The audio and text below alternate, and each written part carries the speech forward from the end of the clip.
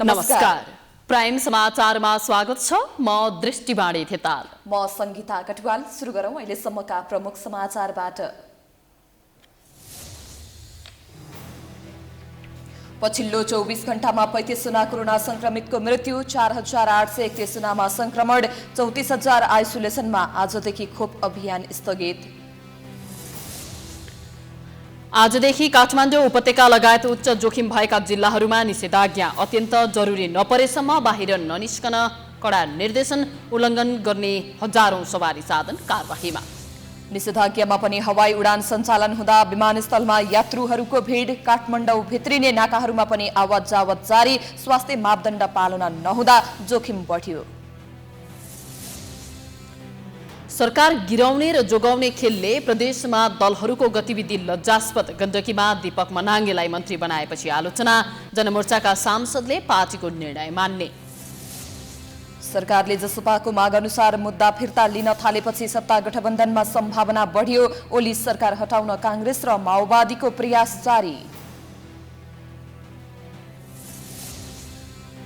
भारतमा कोरोना महामारीले भयावह रूप लिँदा समस्या जटिल बन्दै अमेरिकाद्वारा आफ्ना नागरिकहरूलाई भारत छाड्न आग्रह।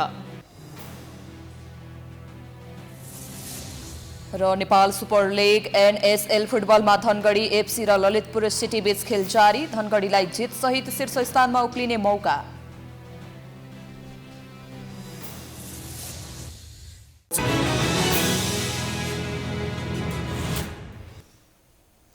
अब समाचार विस्तारमा।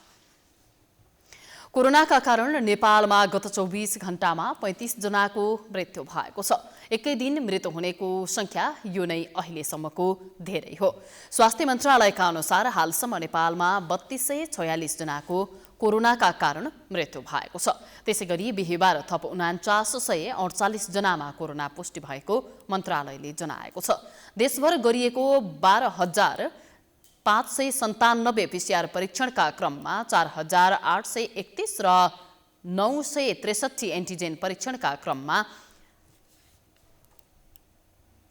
97 जनामा कोरोना पुष्टि भएको हो। काठमाडौँ उपत्यकामा 1561 संक्रमित थपिएका छन्। यसमध्ये काठमाडौँ जिल्लामा 1127, ललितपुरमा 252 र भक्तपुरमा 182 संक्रमित थपिएका हुन्। त्यसैगरी बाँकेमा 489 संक्रमित थपिएका छन्। त्यस्तै कैलालीमा 339, मोरङमा 137, पर्सामा 150 र दाङमा 181 जना संक्रमित थपिएका छन्। यो सँगै नेपालमा कोरोना संक्रमितको संख्या 3,17,530 पुगेको मन्त्रालयले जनाएको छ। मन्त्रालयका अनुसार थप 888 संक्रमित कोरोना मुक्त भएका छन्। नेपालमा हालसम्म 2,80,167 जना कोरोना मुक्त भएका हुन्। हाल 34,117 सक्रिय संक्रमित आइसोलेसनमा रहेका छन्। तीमध्ये 337 आइसियु र 107 जना भेन्टिलेटरमा रहेका छन्। हालसम्म नेपालमा 24,58,565 वटा पीसीआर भएको मन्त्रालयले जानकारी दिएको छ।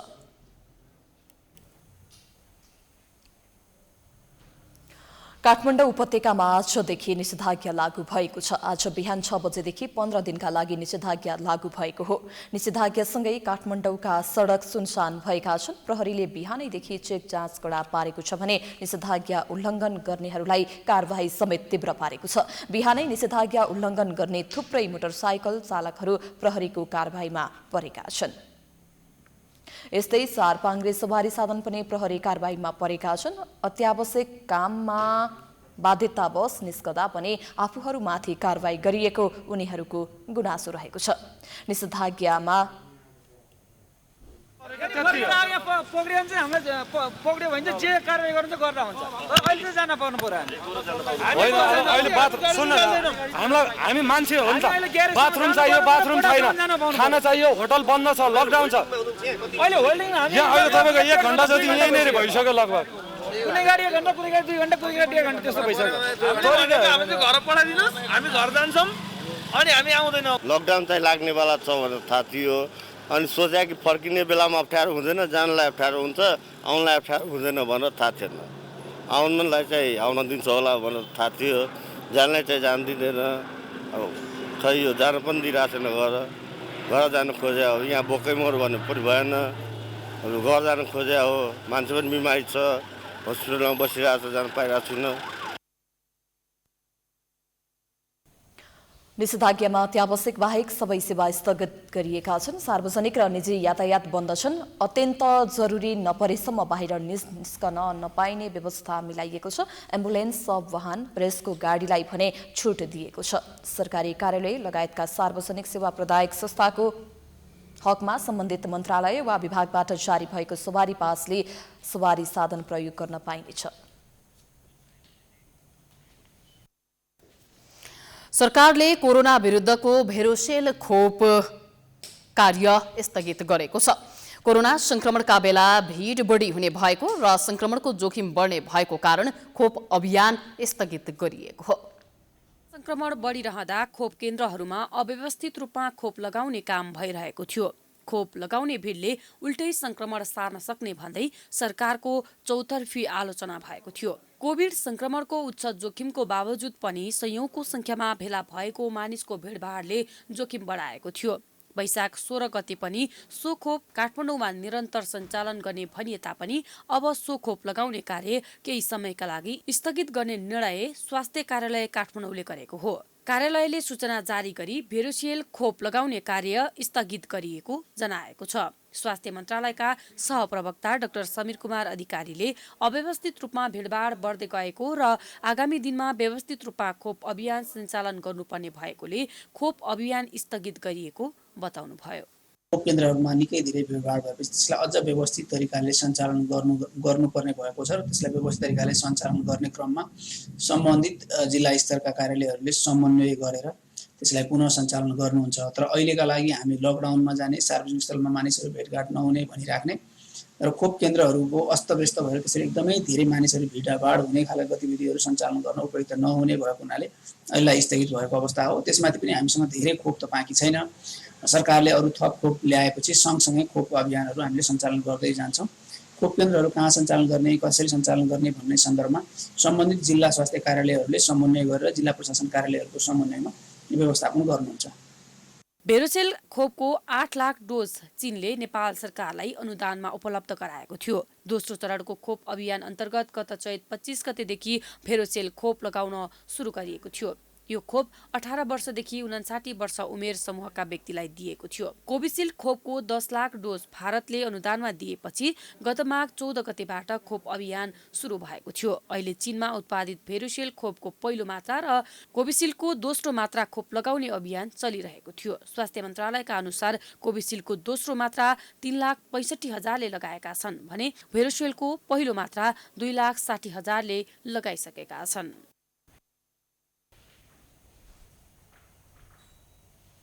सरकारले उपत्यकामा निषेधाज्ञा जारी गरे पनि हवाई सेवा सुचारू नै राखेकाले त्रिभुवन विमानस्थलमा यात्रुहरूको भिड बढेको छ। सामान्य स्वास्थ्य मापदण्डको समेत पालना गरेको देखिँदैन। विमान सेवा कम्पनीहरूले महँगोमा टिकट बेचेर यात्रुलाई राम्रैसँग ठगेका छन्। यति बेला हामी त्रिभुवन विमानस्थलको आन्तरिक टर्मिनल अर्थात् आन्तरिक उडानको यो कक्षमा छौँ।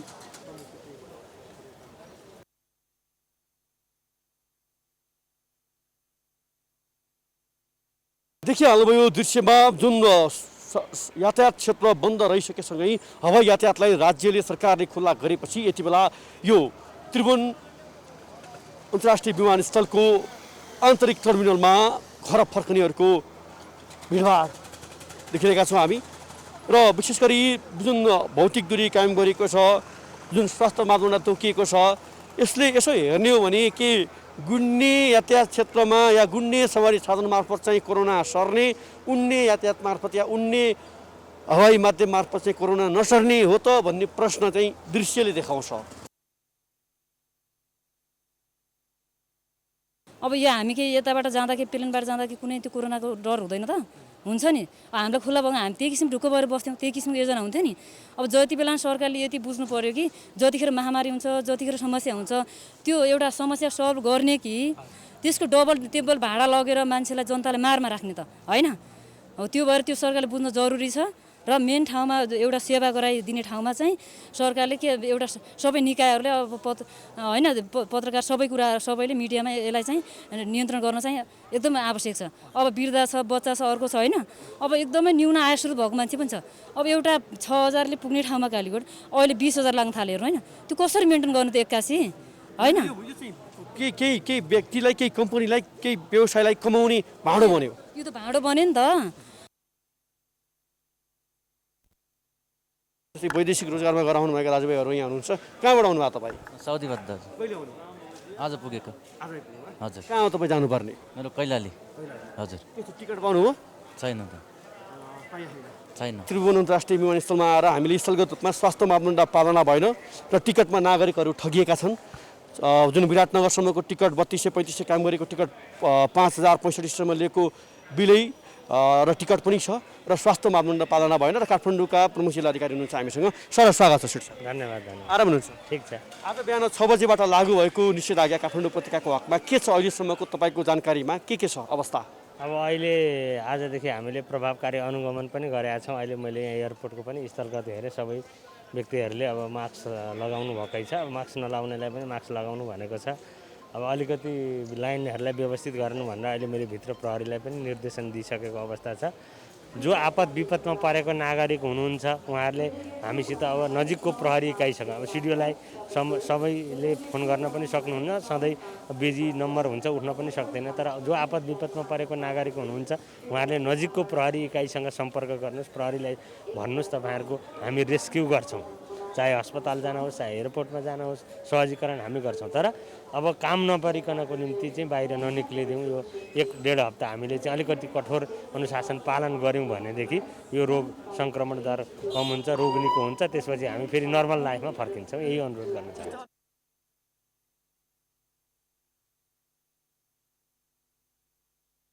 हो, नागरिकले त्यो पनि बुझ्न आवश्यक, अनि मात्रै कोरोनासँगको यो दोस्रो चरणको लडाइँमा हामी विजय हुन्छौँ।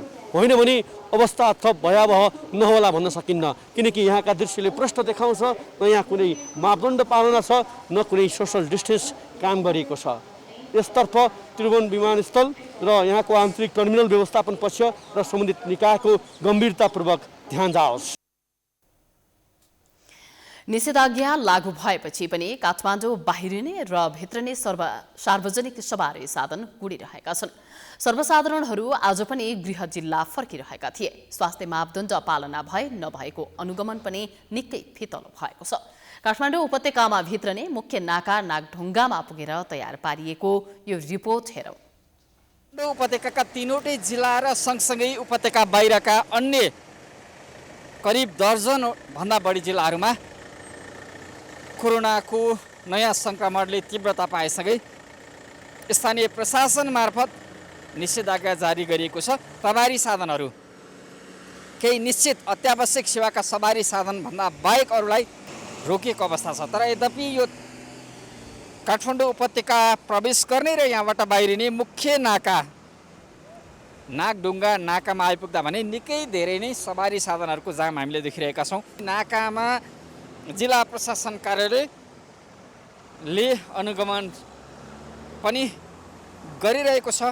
यहाँको सवारी व्यवस्थापनलाई चुस्त दुरुस्त पार्न र सङ्क्रमण मुक्त भएर कुनै पनि यात्रुहरू काठमाडौँ प्रवेश गरून् या बाहिरुन् भन्ने उद्देश्यले त्यो अनुगमन पनि भइरहेको छ। सर्वसाधारणहरू हुनुहुन्छ ब्यागेज सहित आफ्नो सरसामान सहित बसिरहनु भएको छ यो नागढुङ्गा नाकामा। हामीलाई त थाहा भएन, उता बडा आउँदाखेरि त लकडाउन छ भनेर थाहा भएन, अनि यहाँ आइपर्छ अब थाहा भयो। अनि अहिले अब यहाँ काठमाडौँसम्म आइयो, काठमाडौँबाट फेरि यता ट्याक्सी रिजर्भ गरेर आयो, यहाँबाट फेरि बस पाउँछ भने खोइ बसै आएको छैन अहिलेसम्म। अब त्यतिकै लथलिङ्ग भएर बसिरहेको छु। वैदेशिक रोजगारी लगायतका काठमाडौँ उपत्यकाबाट समेत बाहिरिने क्रममा हुनुहुन्छ, हामी थोरै जानकारी लिन्छौँ। अहिले त काठमाडौँ अब सर लकडाउन भयो, कामहरू रोकियो सबै होइन, अनि अब सबैजना मिलेर बसेको थियो। अब सबैजना अब साथीहरू सबै आफ्नो आफ्नो कोठा जाने भएपछि सबैजना बन्दोबस्त गरेर हिँड्यो। अब लकडाउनभरि बन्दाभरि त अब काम हुँदैन, अनि त्यसपछि अब कोठामा बस्नलाई खाना बस्नको लागि समस्या हुन्छ भनेर आफ्नै गाउँ जानको लागि हिँड्या। अति गाह्रो भइरहेछ नि, यो गाडीको मात्रै होइन यहाँका व्यापारी वर्गहरूको पनि उद्योग भइरहेछ क्या। हामी त खेलाउन भइसक्यो विदेशबाट आउने। लुट्ने मात्र लुटेर बढिसक्यो क्या। एउटा होटलमा बस्यो भने 3 लुटिदिन्छ, गाडीमा त्यसै गर्छ। अब गाडीको नेपालको स्थिति यस्तो छ, कसरी सर हामी जस्तो सर्वसाधारणले सुख पाउने। यो काठमाडौँ बाहिरबाट उपत्यका प्रवेश गरिरहेका यात्रुवाहक गाडीहरूको दृश्य, हामीले बसहरूको दृश्य यहाँलाई देखाइरहेका छौँ। जाँच भइरहेको छ, तर यो जाँच विगतमा जे हुन्थ्यो त्यही छ। गाडीको नम्बर टिप्यो, चालकको नम्बर टिप्यो, कतिजना यात्रु छन्, कहाँ जाने कहाँबाट आएको टिप्यो, बस सक्यो। न यातायात व्यवसायीहरूले त्यहाँ यात्रा गर्ने यात्रुको यथेष्ट नाम, सम्पर्क नम्बर लगायतका विवरण राख्नुलाई नै आवश्यक ठानिरहेका छन्। न सुरक्षाकर्मीले जाँच गर्ने क्रममा उनीहरूको विवरण राखिरहेका छन्। सरकारले यात्रा गर्ने यात्रुहरूको सम्पूर्ण विवरण राखेर उनीहरूलाई समेत आफू सङ्क्रमित भएको जानकारी गराउँदै उनीहरूको कन्ट्याक्ट ट्रेसिङमा परेका सँगै यात्रा गर्ने अन्य यात्रुहरूलाई पनि क्वारेन्टाइनमा राखेर सुरक्षित गर्न सक्ने हो भने मात्रै पनि कोरोना महामारीको भयावह अवस्थालाई केही कम गर्न सकिन्छ। यो दृश्य हेर्दा लाग्छ काठमाडौँ उपत्यका प्रवेश गर्ने गाडी यात्रुहरू र काठमाडौँ उपत्यका छाड्ने गाडी र यात्रुहरूको सङ्ख्यामा केही कमी आएको हुनसक्छ, तर आवत जावत गर्ने क्रम रोकिएको छैन। यो दृश्यले यहाँ देखिने यो जामको अवस्था, यसरी लामबद्ध भएर आइरहेका सवारी साधनको यो दृश्यले काठमाडौँ उपत्यकामा निषेधाज्ञा जारी गरे पनि सार्वजनिक सवारी साधन मार्फत अथवा अन्य मालवाहक सवारी साधन मार्फत काठमाडौँ उपत्यका भित्रिने यात्रुहरूको सङ्ख्या उल्लेख्य छ भन्दा फरक पर्दैन। किनकि हामीले यो नागढुङ्गाबाट ओह्रालो लागिसकेपछि यो धादिङ क्षेत्रको जुन 9 विषयसम्मै हामीले लामबद्ध भएर मालवाहक सवारी साधन, यात्रुवाहक बस, माइक्रोहरू आएको देखिरहेका छौँ।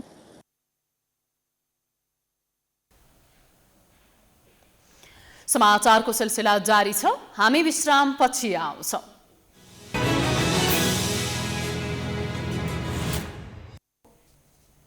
विश्रामपछि स्वागत छ। अब बाँकी समाचार।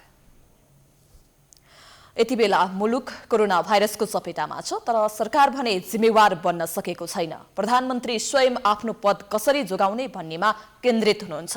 यही बेला प्रदेश सरकारहरूमा पनि राजनीतिको फोहोरी खेल भइरहेको छ।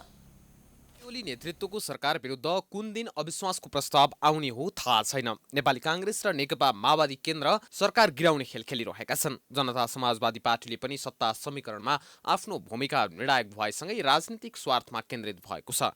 यति बेला मुलुक कोरोना भाइरस संक्रमणको चपेटामा परेको छ, तर प्रमुख दलहरूलाई नागरिकले भोग्नु परेको समस्याप्रति मतलब छैन। सरकारले समेत सर्वसाधारणको दैनिक कसरी चलिरहेको छ, निषेधाज्ञाले के कस्ता असर गरेको छ भन्ने कुरामा ध्यान दिन सकेको छैन। देश र जनताको हितमा काम गर्छु भनेर राजनीति गर्ने नेताहरू पनि पद र शक्तिको पछि दौडिरहेका छन्। स्वार्थको राजनीति केन्द्रमा मात्र होइन, प्रदेशमा पनि उत्कर्षमा पुगेको छ, जसको पछिल्लो उदाहरण हो गण्डकी प्रदेश, जहाँ सरकार गिराउन एउटा पक्ष अविश्वासको पछि लागेको छ भने अर्को पक्ष सरकार जोगाउन सांसदलाई बन्धक बनाउने सम्मको गतिविधि गरेको छ। बुधबार मुख्यमन्त्री पृथ्वीसुब्बा गुरुङ विरुद्ध अविश्वासको प्रस्तावमाथि छलफल सकेर मतदान गर्ने कार्यक्रम थियो, तर मतदान गर्ने बेला राष्ट्रिय जनमोर्चाका सांसद खिमविक्रम शाही बेपत्ता भए।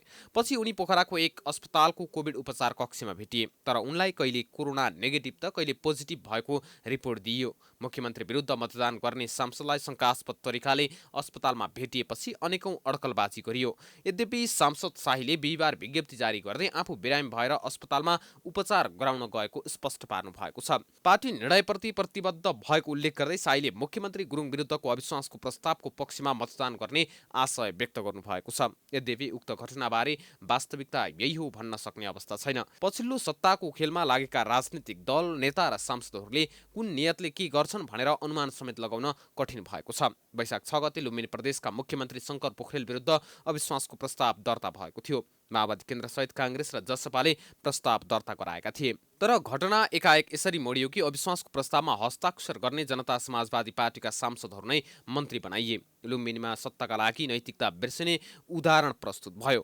त्यसअघि वैशाख 3 गते कर्णाली प्रदेशमा पनि त्यस्तै नमुना देखियो। मुख्यमन्त्री महेन्द्रबहादुर शाही नेतृत्वको सरकारलाई दिएको समर्थन नेकपा एमाले फिर्ता लिएको थियो। त्यसपछि मुख्यमन्त्री शाहीले विश्वासको मत लिन प्रदेशसभामा खडा भए, तर समर्थन फिर्ता लिएको एमालेकै 4 जना सांसदले शाहीको पक्षमा मतदान गरेपछि नाटकीय रूपमा उनको पद जोगियो। यी त केही घटनाहरू मात्रै हुन्। अहिले सङ्घदेखि सबै प्रदेशमा सरकार गिराउने र जोगाउने खेल चलिरहेको छ। गण्डकी प्रदेशका मुख्यमन्त्री पृथ्वी सुब्बा गुरुङले मन्त्री परिषद नै विस्तार गर्नुभएको छ। मुख्यमन्त्रीले स्वतन्त्र सांसद दीपक मनाङे भनेर चिनिने राजीव गुरुङलाई युवा तथा खेलकुद मन्त्री नियुक्त गर्नुभएको हो। मनाङबाट निर्वाचित स्वतन्त्र सांसद मनाङले आजै मन्त्रीपदको शपथ लिनुभएको छ। सरकार विरुद्ध विश्वासको प्रस्ताव आएका बेला मुख्यमन्त्री गुरुङले मन्त्री परिषद विस्तार गर्नुभएको हो। आफ्नो पद जोगाउनका लागि मुख्यमन्त्रीले सामाजिक विकास मन्त्रालय टुक्र्याएर मनाङलाई मन्त्री बनाउनु भएको हो। बुधबार मुख्यमन्त्री विरुद्धको अविश्वासको प्रस्तावमा तय भएको मतदानका बेला भने मनाङे उपस्थित हुनुभएको थिएन। आफू विरुद्ध मतदान गर्न सक्ने मनाङेलाई मन्त्री बनाएर मुख्यमन्त्रीले एक मत आफ्नो पक्षमा ल्याउनु भएको हो। तर अझै पनि मुख्यमन्त्रीको पक्षमा बहुमत भने जुटिसकेको छैन। मुख्यमन्त्री गुरुङ विरुद्ध नेपाली कांग्रेस, नेकपा माओवादी केन्द्र र जनता समाजवादी पार्टीले प्रदेशसभामा अविश्वासको मत प्रस्ताव ल्याएका छन्। बुधबार नै अविश्वासको प्रस्तावमा मतदान हुने भनिए पनि जनमोर्चाका प्रदेशसभा सदस्य खिम विक्रम शाही उपस्थित नभएपछि प्रदेशसभा बैठक अनिश्चितकालका लागि स्थगित गरिएको थियो। मनाङ प्रदेश ख स्वतन्त्र सांसदका रूपमा विजयी हुनुभएको थियो। तर केही समयपछि नेकपामा प्रवेश गर्नुभएको थियो भने हालै आफू स्वतन्त्र सांसद भएको भन्दै छुट्टै कुर्सीको व्यवस्था गर्न पार्टीलाई बुझाएको लेबी फिर्ता गर्न प्रदेशसभा सचिवालयमा निवेदन समेत दिनुभएको थियो।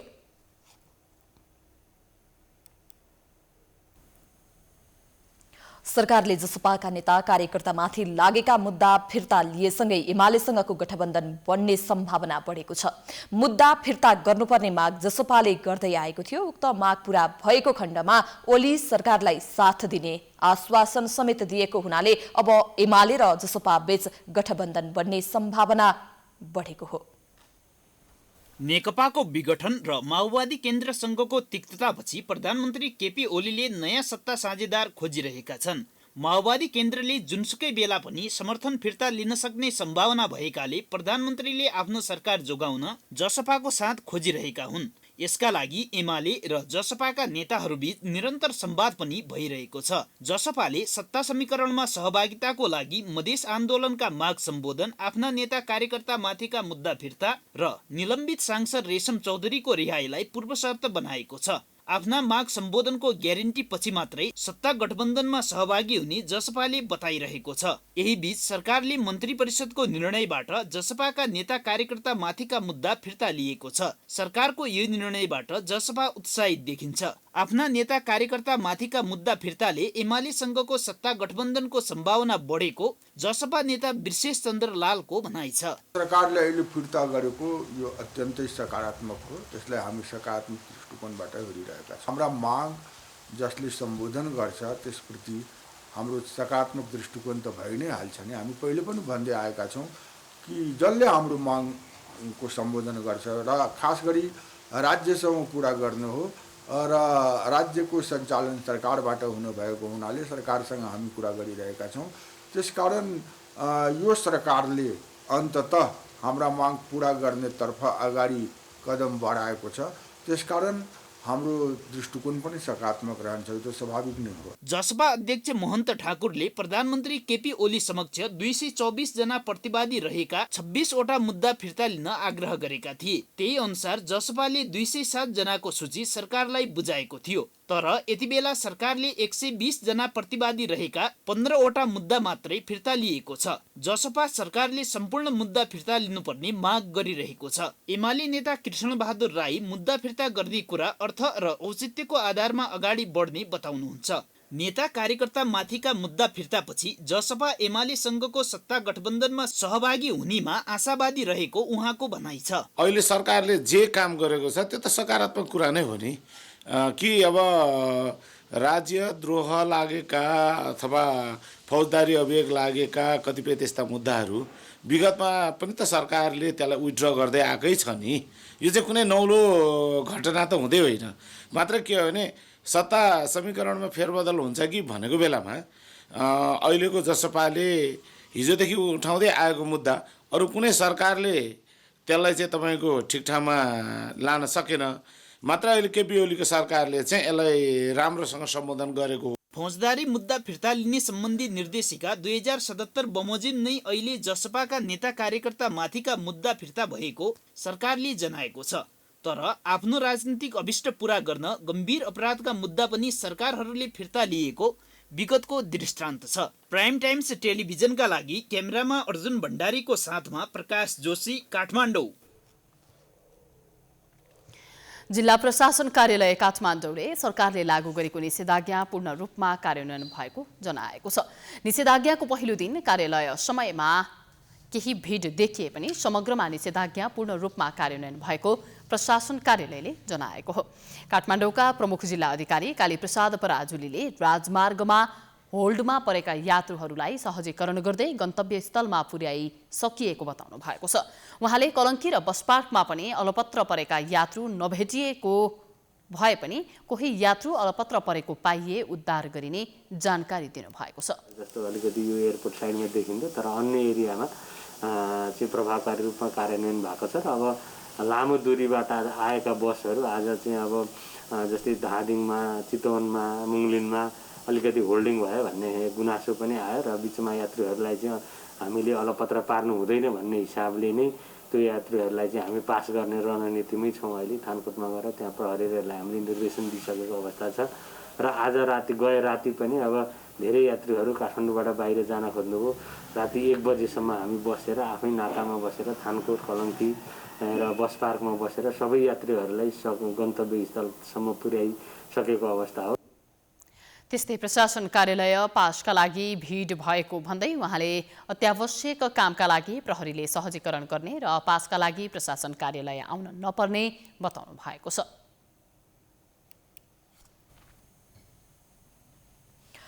काठमाडौँ महानगरपालिकाले कोरोना भाइरस संक्रमण भएका र अन्य बिरामीलाई अस्पतालसम्म लान ल्याउनका लागि छुट्टा छुट्टै निशुल्क एम्बुलेन्सको व्यवस्था गर्ने भएको छ। पछिल्लो समय कोरोना भाइरसका बिरामीको संख्या बढ्दै गएपछि काठमाडौँ महानगरले 10 वटा निशुल्क एम्बुलेन्स सेवा शुभारम्भ गरेको हो। एम्बुलेन्स सेवा सञ्चालन गर्न महानगरले बिहीबार एम्बुलेन्स चालक संघसँग सम्झौता पनि गरेको छ। सहकार्य गरेको नेपाल एम्बुलेन्स सेवा 102 ले कोभिड पोजिटिभ भएका बिरामीलाई निशुल्क अस्पताल पुर्याउने महानगरका प्रमुख विद्यासुन्दर साक्यले जानकारी दिनुभयो। यसबाहेक अन्य समस्या भएका बिरामीलाई अस्पताल लैजान महानगरका विभिन्न क्षेत्रमा अहिलेलाई 10 वटा निशुल्क एम्बुलेन्सको व्यवस्था गरिएको उहाँले जानकारी दिनुभयो। त्यस्तै उहाँले कोरोना संक्रमणलाई न्यूनीकरण र रोकथाम गर्न सरकारले लागू गरेको निषेधाज्ञा पालना गराउन महानगर गम्भीर रहेको बताउनुभयो। अहिले दोस्रो लहर चलिसकेपछि त्यो अभियानलाई अझ व्यापक रूपमा चलाउनु आवश्यक ठानेर काठमाडौँ महानगरपालिकाले आज एउटा सम्झौता पनि गर्यो र एम्बुलेन्स 2 किसिमले हामीले चलाउँदै गइरहेका छौँ। एउटा नियमित रूपमा 102 जो कोभिडको पेसेन्टको लागि नियमित रूपमा चलिरहेका छौँ भने त्यो बाहेक पनि आजैबाट सुरु हुने गरिकन 10 वटा थप एम्बुलेन्सको व्यवस्था गरेका छौँ। अन्य कोभिड बाहेकका बिरामीले सेवा प्राप्त गरिकन यो एम्बुलेन्सको व्यवस्था गरेका छौँ।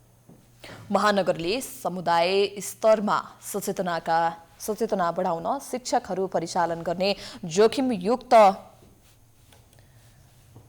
स्थानमा निसंक्रमण गर्ने अक्सिजन थेरापी सहितको आइसोलेसन केन्द्र स्थापनाका लागि सहयोग गर्ने उहाँले बताउनुभयो। कोरोनाको संक्रमण दर बढेसँगै विभिन्न स्थानीय तहले सुरक्षा अवस्थादेखि आइसोलेसनसम्मको तयारीमा विशेष प्राथमिकता दिन थालेको पाइन्छ। तर सुनसरीको इटहरी उपमहानगरपालिकामा भने आइसोलेसन समेत निर्माण गर्न सकिएको छैन।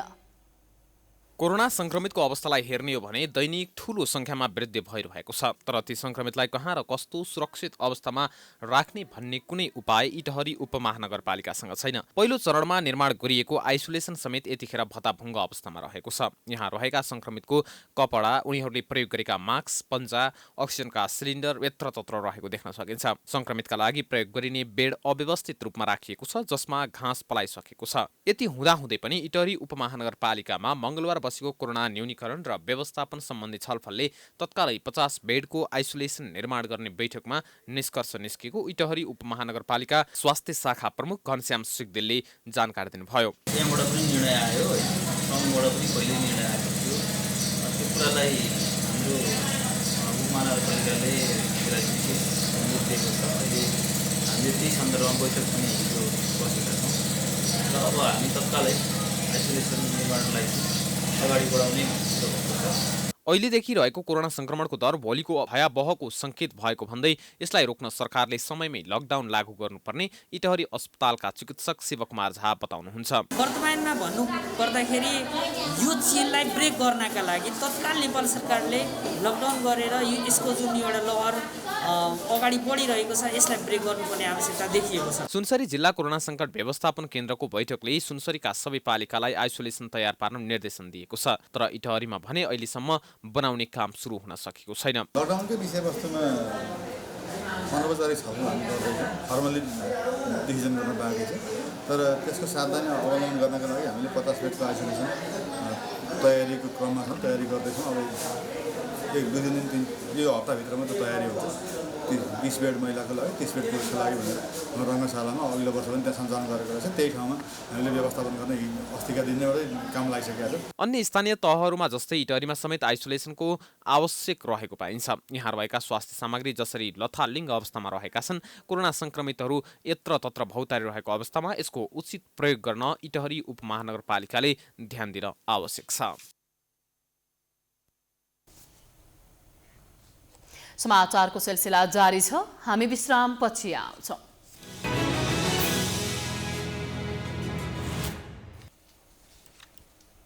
विश्रामपछि पुनः स्वागत छ। अब आर्थिक समाचार।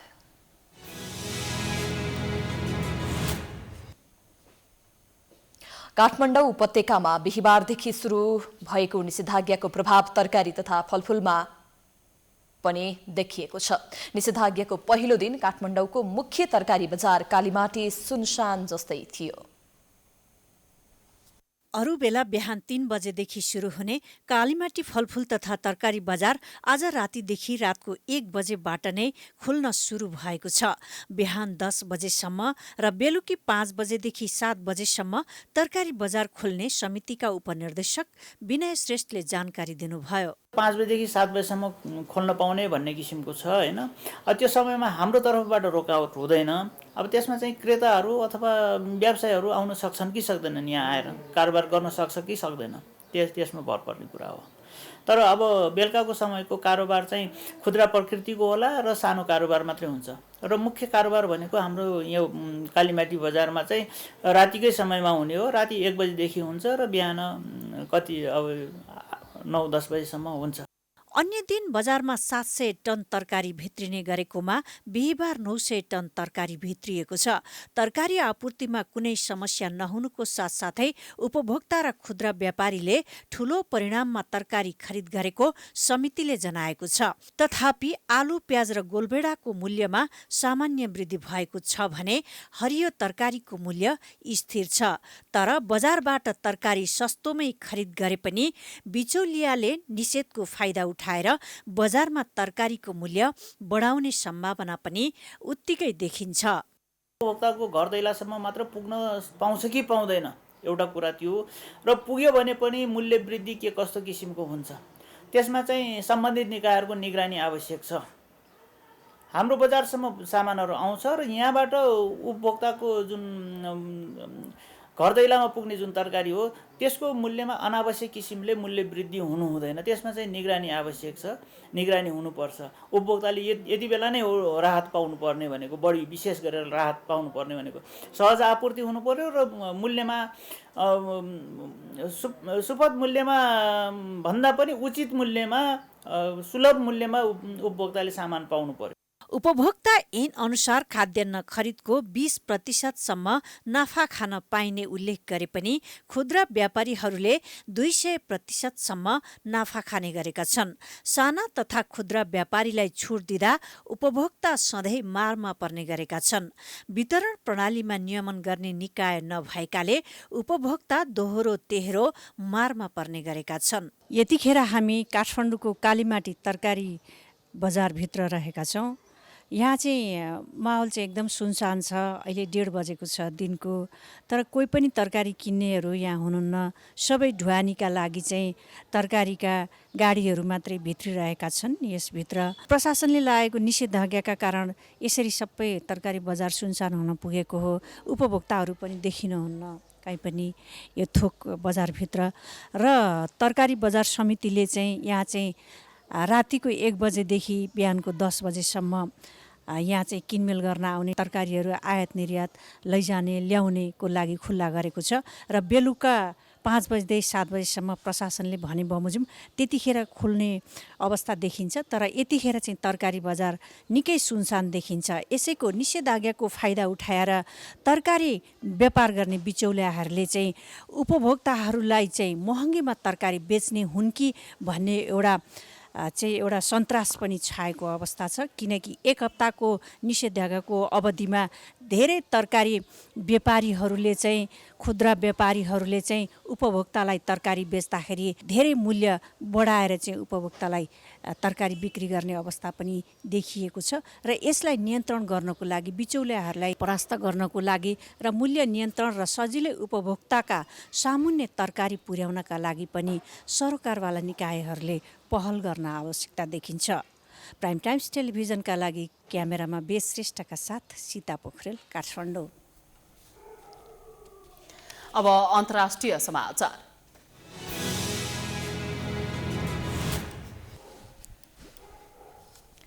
भारतमा कोरोना महामारी बढ्दै गएपछि अमेरिकाले आफ्ना नागरिकहरूलाई सकेसम्म चाँडो भारत छाड्न आग्रह गरेको छ।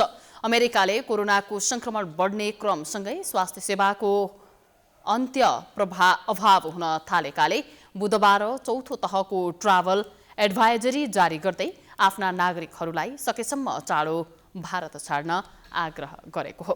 चौथो तहको ट्राभल एडभाइजरीलाई निकै गम्भीर प्रकृतिको मानिन्छ। भारतमा विगत केही साता यता कोरोना संक्रमण तीव्र हिसाबले बढिरहेको छ।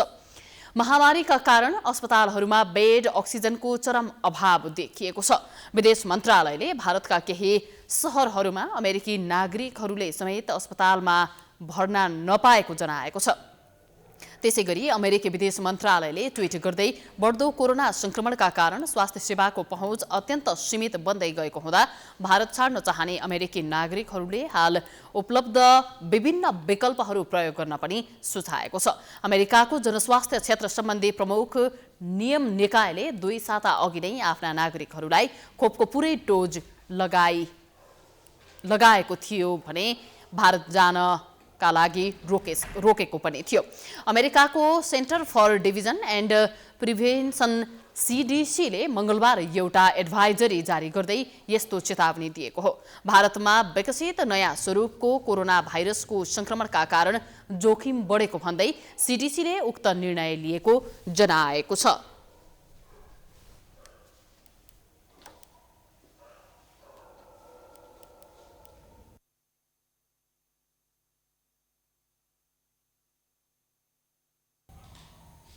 अब खेलकुद समाचार।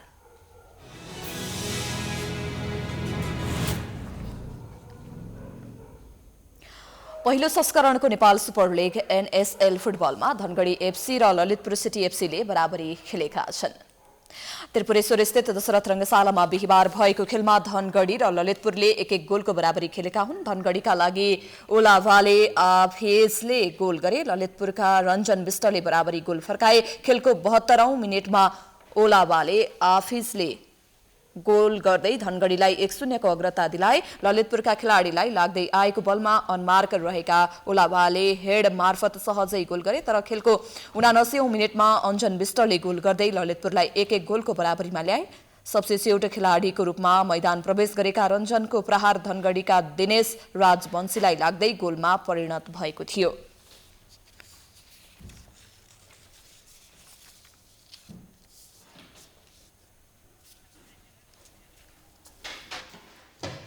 इन्डियन प्रिमियर लिग अन्तर्गत आज भएको खेलमा मुम्बई इन्डियन्सले राजस्थान रोयल्सलाई पराजित गरेको छ। मुम्बईले राजस्थानलाई 7 विकेटले पराजित गरेको हो। राजस्थानले दिएको 171 रनको लक्ष्य मुम्बईले 18.3 ओभरमा 3 विकेट गुमाएर भेट्टाएको हो। मुम्बईको जितमा क्विन्टन डी ककले 70 रनको योगदान गरे। त्यस्तै कुणाल पाण्डेले 39 रनको योगदान दिए। अहिले कोलकाता नाइट राइडर्स र दिल्ली क्यापिटल बीच खेल भइरहेको छ।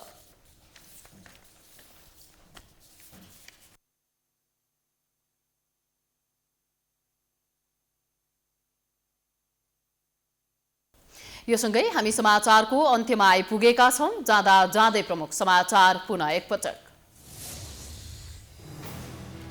पछिल्लो 24 घण्टामा 35 जना कोरोना संक्रमितको मृत्यु, 4831 जनामा संक्रमण, 34000 आइसोलेसनमा। आजदेखि खोप अभियान स्थगित।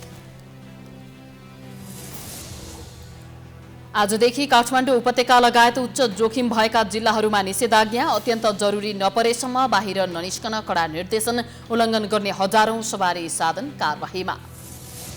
निषेधाज्ञामा पनि हवाई उडान सञ्चालन हुँदा विमानस्थलमा यात्रुहरूको भिड। काठमाडौँ भित्रिने नाकाहरूमा पनि आवत जावत जारी। स्वास्थ्य मापदण्ड पालना नहुँदा जोखिम बढ्यो। सरकार गिराउने र जोगाउने खेलले प्रदेशमा दलहरूको गतिविधि लज्जास्पद। गण्डकीमा दीपक मनाङेलाई मन्त्री बनाएपछि आलोचना। जनमोर्चाका सांसदले पार्टीको निर्णय मान्ने। सरकारले जसपाको माग अनुसार मुद्दा फिर्ता लिन थालेपछि सत्ता गठबन्धनमा सम्भावना बढ्यो। ओली सरकार हटाउन कांग्रेस र माओवादीको प्रयास जारी। भारतमा कोरोना महामारीले भयावह रूप लिँदा समस्या जटिल बन्दै अमेरिकाद्वारा आफ्ना नागरिकहरूलाई भारत छोड्न आग्रह। र नेपाल सुपर लिग NSL फुटबलमा धनगढी FC र ललितपुर सिटी बीच खेल जारी। धनगढीलाई जित सहित शीर्ष स्थानमा उक्लिने मौका।